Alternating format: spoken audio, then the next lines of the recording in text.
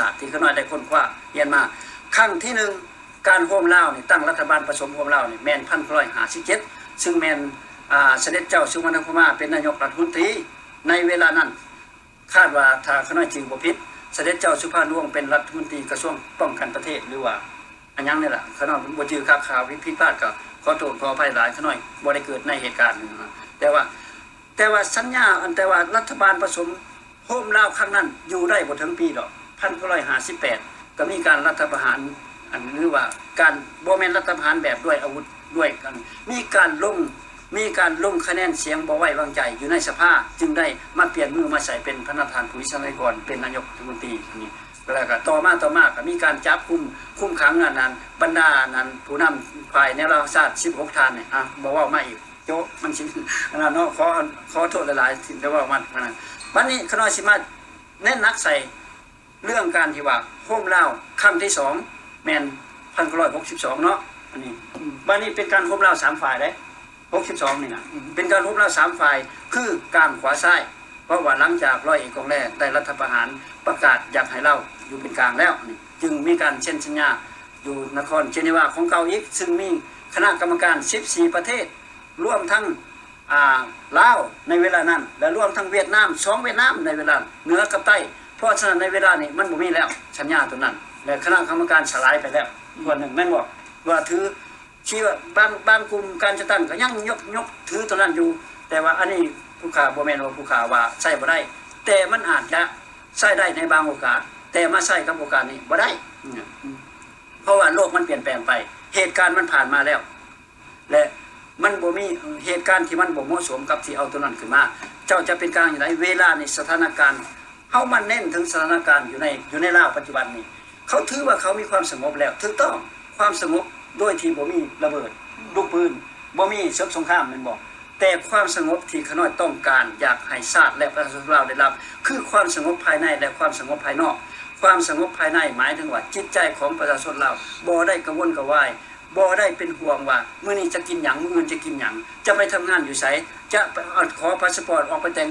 ทำงานอยู่ประเทศไทยได้บ่ไปแล้วจะปลอดภัยบ่ขน้อยบ่ต้องการแบบนั้นขอให้มีความสงบแต่ว่าในจิตใจมีอยู่แต่ละมื้อมันประชาชนเราความมีอยู่ไม่กินของประชาชนมันมีเพียงพอก็บ่ว่าเพียงพอแต่ว่าบ่แม่นให้ความกังวลกระวายแต่อันนั้นแม่นความสงบภายในเพราะว่าถ้ามีความสงบภายในแล้วประชาชนเราก็บ่ได้เคลื่อนไหวหยังแม่นบ่ว่าแล้วความสงบภายนอกหันถึงแล้วได้แล้วเดี๋ยวนี้บ่มีศึกสงครามเพราะฉะนั้นเฮาสิไปว่าเป็นกลางอยู่ในหันมันบ่ได้คือว่าคันสิเว้าได้เขาเป็นกลางอยู่แล้วพวกในเราชาติเขาเป็นกลางอยู่แล้วโดยที่เขาบ่ประกาศอันนี้แม่นความฉลาดผ่องใสหรือว่านั่นแหละเฮาก็บ่ฮู้ขน้อยก็แต่ว่าบ่แม่นขน้อยยกย่อเขาเจ้าแต่ว่าเพราะว่านับตั้งแต่สหภาพโซเวียตได้ล่มสลายทางด้านเศรษฐกิจแล้วทางเขาเจ้าก็ได้เปิดเอาหมดเขาบ่ได้จำแนกว่าประเทศใดเป็นคอมมิวนิสต์หรือว่าเป็นเสรีหรือว่าแต่มีนายทุนเข้าไปแต่ว่าเขาหักเอาโลดแล้วแต่ว่าการปฏิบัติเป็นกลางของเขาหั่นเพียงแต่ว่าเป็นความตัวยั่วหลอกลวงเอานายทุนในจากทั่วโลกเข้าไปเอาทุกประเทศเข้าไปเพื่ออุ้มสู้อำนาจของเขาอันนี้แม่นความเป็นกลางของแนวทางชาติอันนั้นเพราะฉะนั้นเป็นมันก็แปลได้หลายแนวประชาธิปไตยคือกันคันประชาธิปไตยอยู่ในหมู่โจรคือคนที่บ่มักศีลมักธรรมไปลงคะแนนเสียงส่วนหลายของคนที่บ่มักศีลมักธรรมมันก็เป็นประชาธิปไตยอยู่ในหมู่โจรเพราะว่าประชาธิปไตยบ่ได้รับความเป็นธรรมแม่นบ่อ้ายนั่นน่ะเป็นซั่นเพราะฉะนั้นต่อมาอีกบัดนี้เอาคณะสิเว้าไวๆไปเนาะผ่านไปรถคันมีไผที่ว่าบ่เข้าใจก็ให้โทรเข้ามาถามอย่างละเอียดรถหรือว่ามีแนวคิดดีๆก็โทรเข้ามาเสริมต่อพวกขน้อยยินดีได้ได้เฮียนได้สติปัญญามาจากท่านผู้ฟังจากความเห็นของท่านผู้ฟังมาบรรยายภาคการเมืองเพราะว่าอันนี้แม่นรายการสนทนาการเมืองเรายุคใหม่ด้วยการซอกหาวิธีการโฮมลาววันนี้กล่าวมาถึงสัญญา1973เนาะเพิ่นเอิ้นว่าสัญญาเวียงจันทน์ว่าด้วยความถูกต้องปรองดองชาติอันนี้ก็หมายถึงการสัญญาโฮมลาวอีกครั้งนี้หั่นตัวจริงแท้แม่นสัญญา2ฝ่ายเพราะฝ่ายแนวทางชาติกับฝ่ายประชาชนลาวแต่ข้าเจ้าได้ใช้คำว่าเป็นกลางเข้าไปใส่ในหัวข้อหรือคำขวัญของสัญญานี้ซื้อเพื่อเป็นเงื่อนล่ออ้อยจอบอ้อยจิตใจของประชาชนลาวผู้ที่ยังใฝ่ฝันและยังมักฮักยังเห็นพร้อมในนโยบายเป็นกลางนั้นคิดว่านโยบายเป็นกลางแม่นถูกต้องเป็นธรรมนะเพราะฉะนั้น เป็นหยังขน้อยจังว่าของซั่นเพราะว่ากำลังเป็นกลางของฝ่าย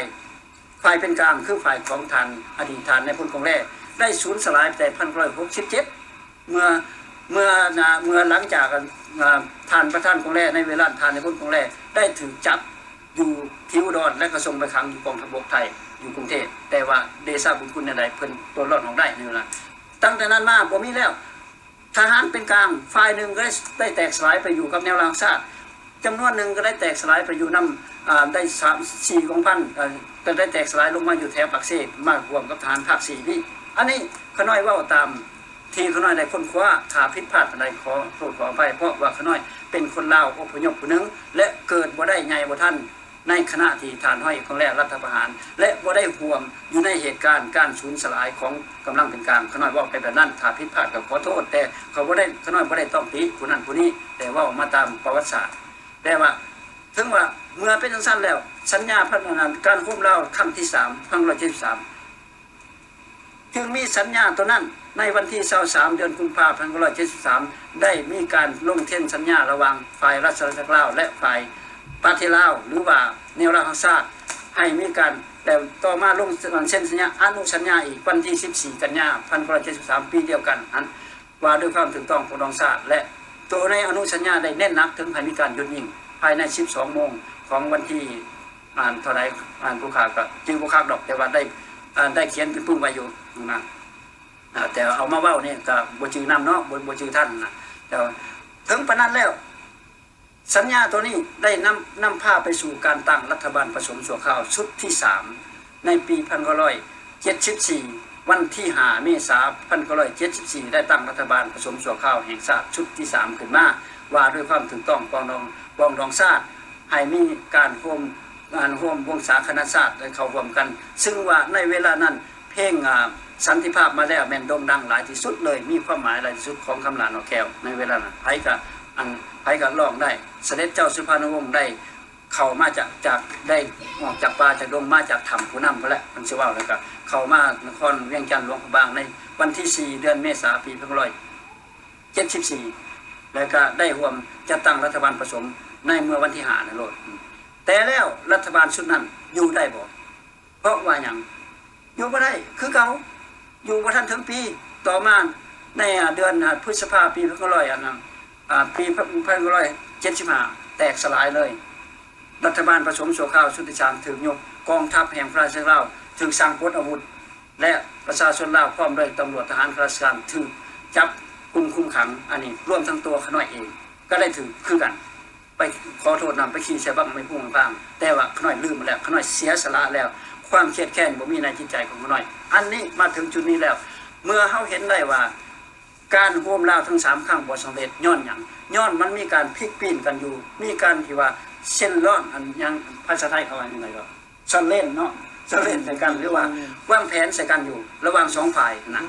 มันเป็นซั่นเพราะฉะนั้นเวลานี้นี่เฮามีโอกาสที่จะร่วมลาวครั้งสุดท้ายบ่ได้บ่ฮู้ว่าครั้งที่4หรือครั้งเท่าไหร่บ่เกี่ยวเฮาบอกว่าเป็นครั้งสุดท้ายศตวรรษที่21ร่วมเป็นร่วมเข้าไปในโครงห่างของลาวอเมริกันยุคใหม่เป็นหยังจังใส่ตัวนี้เพราะว่าร่วมผ่านมามีแต่ลาวกับลาวซื่อๆหั่นมันบ่สำเร็จเด้บัดนี้เฮาอาศัยโลกเป็นผู้ร่วมใหม่เข้าไปในโครงห่างของลาวอเมริกันยุคใหม่เป็นหยังจังว่าโลกร่วมใหม่เพราะว่าโลกเพิ่นได้อนุญาตให้เฮาเอาทุ่งตัวนี้มาใส่ในเวลานี้เป็นการชั่วคราวขอบอกว่าเป็นการชั่วคราวอย่าสิเฝ้ามีอคติอย่าสิเฝ้ามีแนวคิดอิจฉาว่าโอ้ยผู้ใดอันนั้นสร้างทุ่งขึ้นมาใหม่นี่เป็นผู้อันนั้นเนรคุณต่อบรรพบุรุษบ่ให้คิดจังซั่นพ่อแม่พี่น้องประชาชนลาวยังคิดคักๆเพราะว่าทุ่ง2ทุ่งคือทุ่งกลางวงเดือนกับทุ่งสร้างสามหัวนั้นเป็นปรปักษ์กันอยู่แล้วถ้าว่าพวกทานอยากจะโฮมลาวเจ้าจะเอาทุ่ง2ทุ่งไปโฮมกันประเทศนึงประเทศเดียวมี2ทุ่งได้บ่อันนี้แล้วย้อนประเทศเวียดนามจะมีสงครามเวียดนามต่อมาหลังจากฝรั่งเศสมอบเอกราชแล้วก็ย้อนมันมี2ทุ่งเวียดนามเหนือใส่ทุ่งตัวนึงเวียดนามใต้ใส่ทุ่งตัวนึงเพราะฉะนั้นแหละมันจะมีการต่อสู้กันตลอดมาทั้งที่โลกเขาให้เอกราชแล้วเจ้าก็บ่รับเอาคันยิงไปกว่านั้นแล้วเวียดนามเหนือยังมีความทะเยอทะยานดึงจองเอาฝ่ายลาวชาติให้ไปร่วมนำเพื่ออยากได้แผ่นดินลาวเป็นทางผ่านที่เอิ้นว่าเส้นทางโฮจิมินห์ ซ้ำบ่พอเมื่อทำลายเผาผลาญประเทศชาติบ้านเมืองของเราแล้วยังมาบังคับให้ผู้นำลาวแนวราวชาติคู่เค้นว่าประชาชนลาวเป็นหนี้เลือดของเวียดนามเพราะเวียดนามมาตายอยู่ในแผ่นดินลาวอันนี้ขน้อยขออนุญาตหลายๆมันบ่แม่นลาวเป็นหนี้เวียดนามเวียดนามต่างหากเป็นหนี้ลาวโอเคเอาขออนุญาตขอรับโทรศัพท์ก่อนอะโหลสบายดีอ๋อสบายดีที่ข้อประกอบส่วนนำกันเรื่องที่หนึ่งเนาะมาเจอกันอันขอถามหน่อยนึงเด้อให้เว้าออกมาเลยก็ได้เพราะว่าอ้ายคิดว่าสิเอาประเด็นของสัญญาอันแถลงการรวมแบบรวมๆนั่นขึ้นมาเป็นประเด็นแต่ว่าโทรหาน้องบ่ได้เพราะว่าอ้ายบ่จือคักว่าแม่นท่านบุญยังกับท่านบารักโอบามาบ่เป็นผู้เซ็นหรือว่าท่านจุมารีแล้วก็ในปีใดคันน้องได้ก็เอาให้เว้าไปเลยนะก็ได้ผมมีอย่างนั้นแต่ตัวนี้ในอยู่ในแถลงการ3ข้อนี้เป็นตอนประธานาธิบดีบ่มาไปมันครบรอบปีนึงก็ได้ไปขายนี่ตัวนี้เป็นเฉพาะว่าแถลงการนี้เป็นหลังจากก่อนหน้าท่านแต่เก่าขั้นตอนนะอยู่ซันนี่แลนด์ท่านเป็นจุมารีมันต้องซึ่งยังเป็นนายกเพราะว่าเพิ่นวางแผนว่าจะการเปลี่ยนแปลงการโฮมลาวหรือโฮมกันนั้นประเทศคอมมิวนิสต์เขาก็เห็นเพื่อนไป5คิวบากันไป5ลาวเวียดนามเปลี่ยนแปลงแล้วก็เพิ่นก็ไปลาวหลังจากผู้นำสุดนั้นก็ทึกออกอำนาจหมดก็ไม่จุมารีก็อ